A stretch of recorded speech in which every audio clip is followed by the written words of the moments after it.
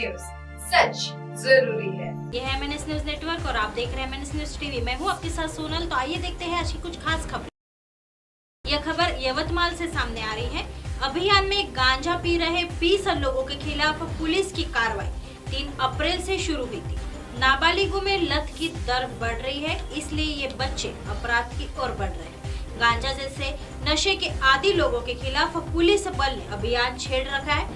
3 अप्रैल से शुरू हुए अभियान में 20 लोगों के खिलाफ मामला दर्ज किया गया है। पुलिस अधीक्षक ने जिले के थानों आपण एक साधारण 20 केसेस केल्या आहेत आता या 3 एप्रिल पासून। म्हणजे गांजाच्या कारवाया वेगवेगळ्या राहतात। एक कमर्शियल क्वांटिटीमध्ये मिळणे आणि दुसरे हे जे कंटिन्युअस जे ओढणारे लोक आहेत ते बेलेबल सेक्शन आहे। पण अगोदर असं झालं म्हणतात आपल्या जिल्ह्यामध्ये कोणीतरी केस केली आणि हायकोर्टने फार आपल्याला त्याच्यात ताशेरे ओढले होते। याची प्रोसेस बेसिकली किचकट असल्यामुळे सर्वांना ते लक्षात येत नाही। तरी आपण याच्यामध्ये एक्झॅक्ट आकडा देतो। एक 15 ते 20 च्या दरम्यान आपण या आठवड्याभरामध्ये या केसेस केलेल्या आहेत गांजाच्या। आइए बढ़ते हैं अगली खबर की तरफ। यह खबर अकोला से सामने आ रही है। पारस हादसे में घायलों से मिलने पहुंचे मंत्री गिरीश महाजन। अकोला जिले के बालापुर तालुका के पारस में बाबूजी महाराज मंदिर के बीच में एक नींबू का पेड़ रात में तेज बारिश के साथ साथ तेज हवा के कारण टीन शेड पर गिर गया। उस टीन शेड के नीचे 30 से 35 श्रद्धालु दबे थे। उसमें 7 लोगों की समोरून घ्या चला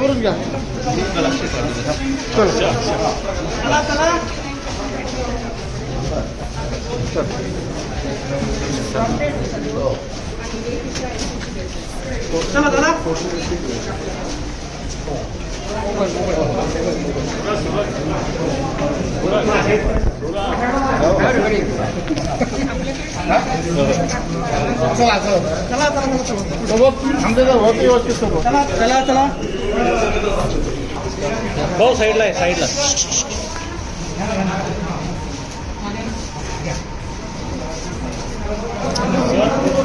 मंदिर होत्या साईडला।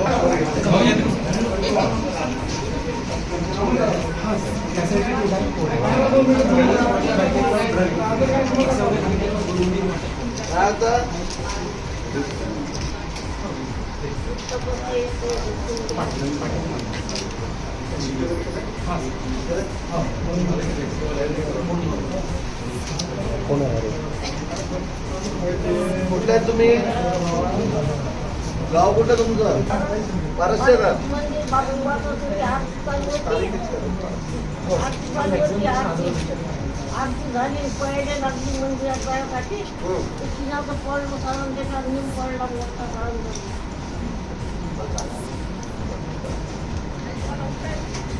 भाऊ आज जे पारसची घटना झाली त्या घटनेच्या संदर्भानं तुम्ही आज या ठिकाणी भेट देण्यासाठी आले, काय नेमकी परिस्थिती आहे, रुग्णांशी काय बातचीत आहे?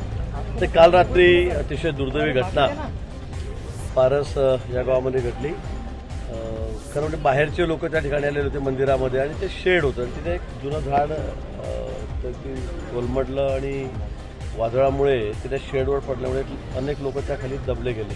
खरं म्हणजे याची सुदैवाची गोष्ट म्हणजे मला जे लोकांनी सांगितलं, आता गावकऱ्यांनी सांगितलं की ते थोडं जर अजून उशिरा झालं असतं तर त्यात जास्त लोक म्हणजे झोपायला जातात लोक त्या शेडमध्ये, तिथे 50-100 लोक असते आणि अजून मोठा दुर्दैव घटना त्या ठिकाणी झाली असती, मोठी जीवितहानी झाली असती। परंतु सुदैवाने वादळ सुटलं म्हणून काही लोक मंदिरात पळाले, इकडे तिकडे पळाले आणि त्या शेडखाली जवळपास 7 लोक दबून मृत्युमुखी पडले आणि 23-24 लोक या ठिकाणी ते इंज्युर्ड आहेत।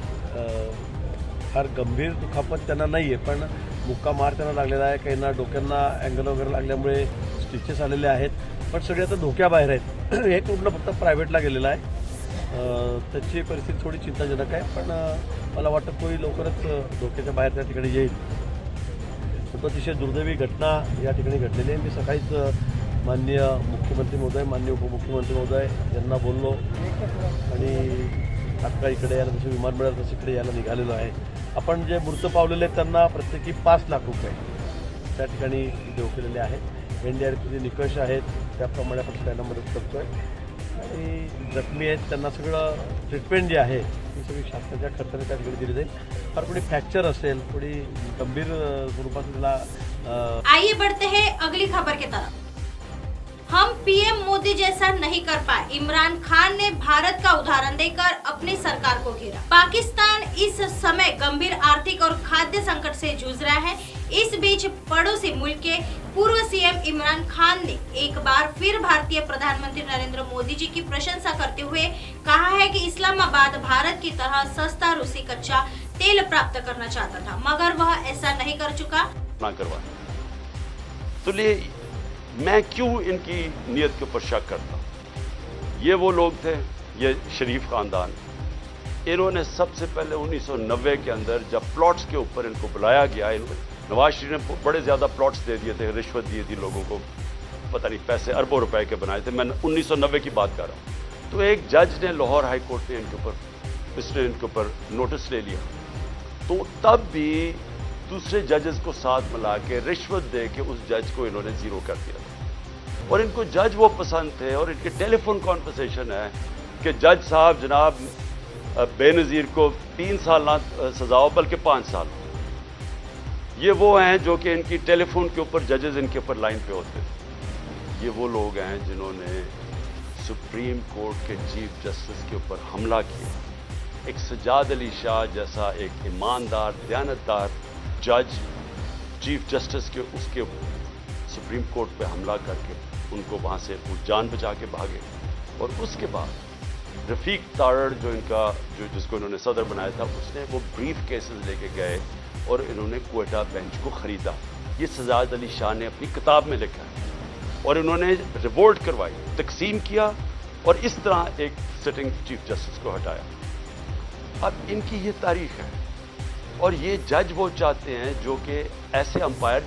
In the world.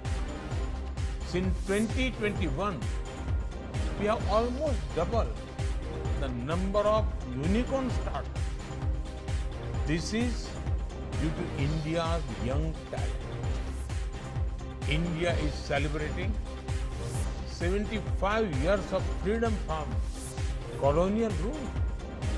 One of the most important freedoms is the freedom to innovate. This has been ensured for the geospatial sector in India.